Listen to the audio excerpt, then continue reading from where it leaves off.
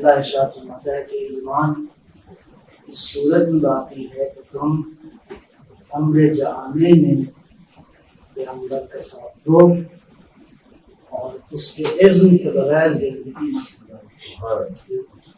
جیسے وہ اذن دیں اس کے مطابق، ورنہ امر جامع قائم رہے گا.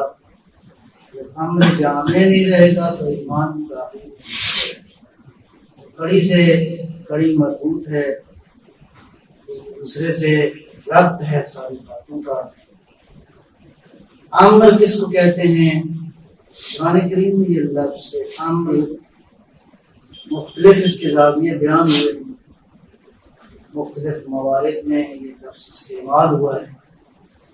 میں صرف اپنے نوجوانوں کو سمجھانے کے لیے اگر اس کی جو مختلف ڈائمنشنز بیان کی جا سکتی ہیں انگلش میں. امر کا معنی اور مفہوم کیا ہے؟ امر یعنی میٹر، امر یعنی مینڈیٹ، امر یعنی افیئر، امر یعنی امپاورمنٹ، امر یعنی انسٹرکشن، امر یعنی آرڈر، امر یعنی آرڈیننس، امر یعنی انٹیمیشن، امر یعنی ریٹ، امر یعنی ڈائریکشن، امر یعنی ڈیپٹیشن. یہ مختلف اس کے اینگل ہیں جو اس لفظ کے اندر موجود ہیں. چونکہ انگلش کا دامن دنگ ہے لہذا انہوں نے اس امر کو بیان کرنے کے لیے مختلف ڈائمنشن بیان کی. قرآن کریم میں یہ لفظ مختلف صورتوں میں استعمال ہوا ہے. میں نے عرض کیا کہ کسی بھی مفرد قرآن کو سمجھنے کی 3 صورتیں ہیں. ایک یہ ہے کہ اس کو لغت میں دیکھا جائے کہ اس کا روٹ ورڈ کون سا ہے، اور اس کے بعد اس روٹ ورڈ کی شکلیں مختلف کون سی ہیں جس کو ہم عربی میں صیغہ کہتے ہیں. لفظ علم ہے، فرض کریں علم سے عالم بھی ہے، یعلم بھی ہے، تعلمون بھی ہے، عالمون بھی ہے، معلمہ بھی ہے. روٹ ورڈ ایک ہے، اس کی شکلیں مختلف ہیں. جب شکل تبدیل ہوتی ہے تو معنی تبدیل ہوتا ہے. اس اعتبار سے امر جو ہے وہ امر بھی آیا ہے، الامر کے طور پہ استعمال ہوا ہے، امرہو استعمال ہوا ہے، امر اللہ کے طور پہ آیا ہے، امر ربی کے طور پہ آیا ہے، امر رب کا، امر رب ہی، امر ربہم اس کی جمع بھی استعمال ہوئی ہے الامور. امر مصرفین بھی استعمال ہوا ہے، امر فرعون بھی استعمال ہوا ہے، امر شیطان بھی استعمال ہوا ہے. اسی طرح اس کی یہ تو نام کے طور پہ استعمال ہوا ہے اور ورب کے طور پہ بھی آیا ہے. امر سے امرا ہے، یا امر ہے، وامر ہے، یا امرونا، تامرونا، یؤمرونا، تؤمرونا، امرتو، امرتا. اتنی جامعیت کا حامل ہے یہ لفظ امر.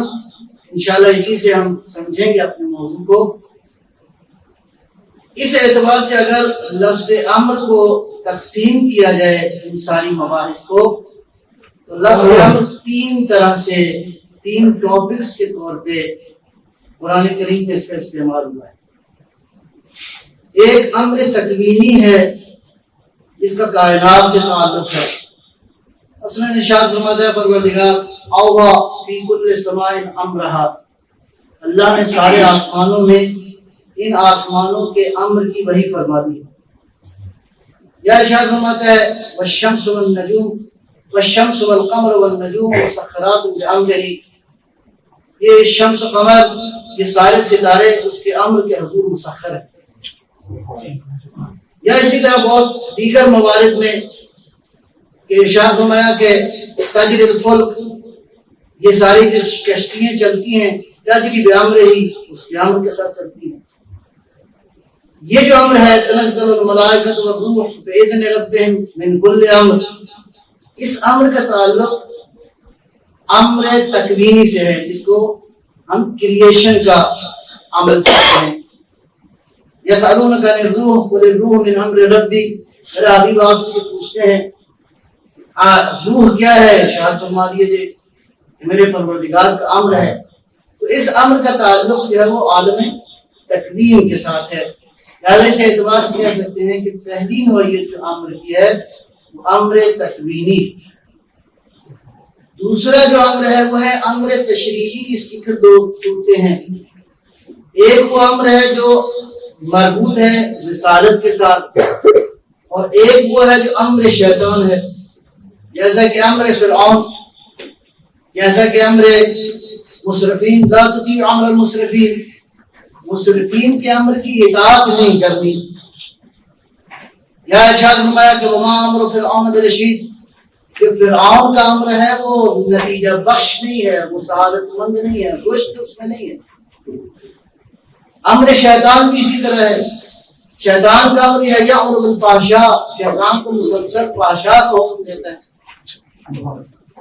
تو یہ امر ہے جو کہ شیطانی امر ہے، البتہ اس کا تشریع سے تعلق ہے.